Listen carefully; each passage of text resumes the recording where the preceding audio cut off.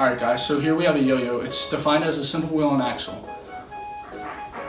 A wheel and axle is a simple lifting machine consisting of a rope that unwinds from a wheel onto a cylindrical drum or shaft, joined to the wheel to provide a mechanical advantage. Also, I went through a bit of a yo-yo phase when I was younger, so booyah! This is a knife. Knives are classified as a wedge, which is a simple machine defined as a piece of wood, metal, or another material, having one thick end that tapers into a thin edge, which can be driven into two objects or parts of one object to separate its pieces. I love red. It's as fun as me.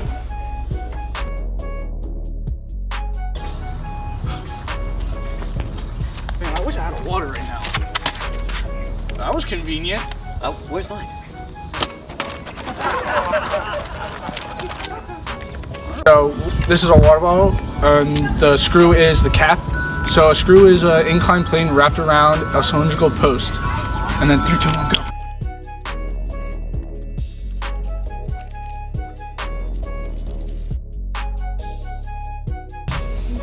An inclined plane is a sloping surface used to raise an object or lower one, increasing the distance but decreasing the force. It makes work easier, as demonstrated by the ball traveling down the slide. A pulley. A pulley is a groove wheel with a rope or chain that runs through the groove, similar to a first-class lever.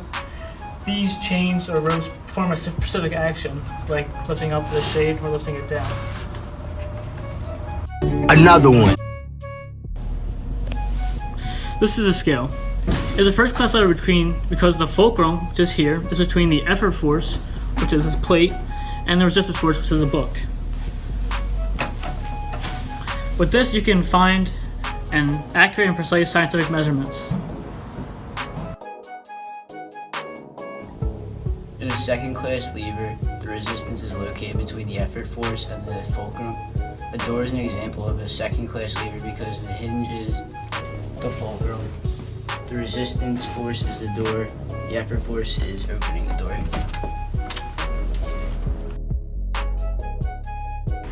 Alright, this broom acts as a third-class lever. My hands are the fulcrum, and they react with the middle of the broom, which is the effort force, in order to sweep the floor, which would be the resistance force. Now, if you'll excuse me, I have to sweep up the trash.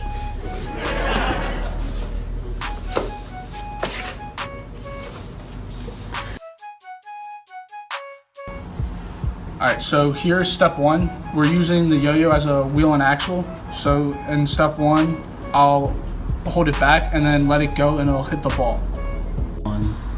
Alright, this is step 2. So once the yo-yo hits the ball, it's going to go down to this inclined plane that we placed here, and it's going to pick up momentum. So once it hits here, it's going to travel across real fast across this bridge we created, and it's going to hit the dominoes.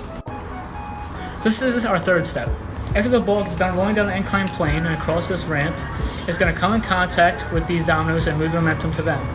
As dominoes fall, we get to our fourth step, which is a makeshift first-class lever that's going to push those dominoes down.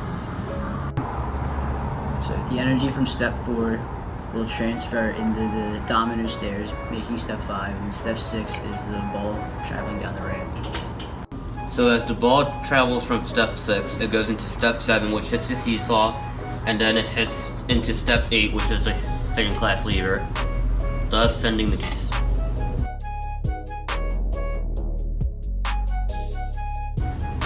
Alright, so what we have here is take 1 of the case closer.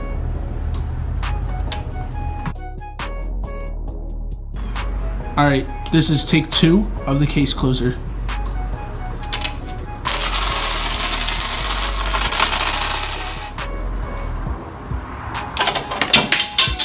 Case closed.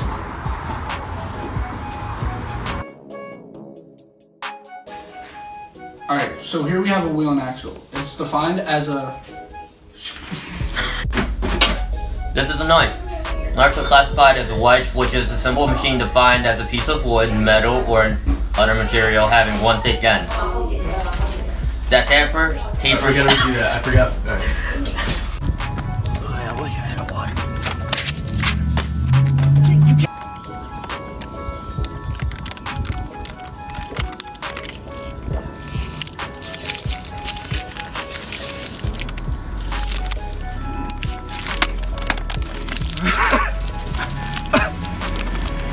Yeah, baby.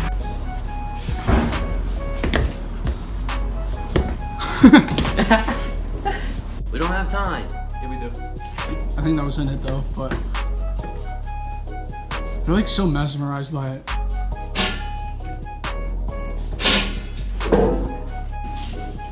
Hey, hold on, I need to.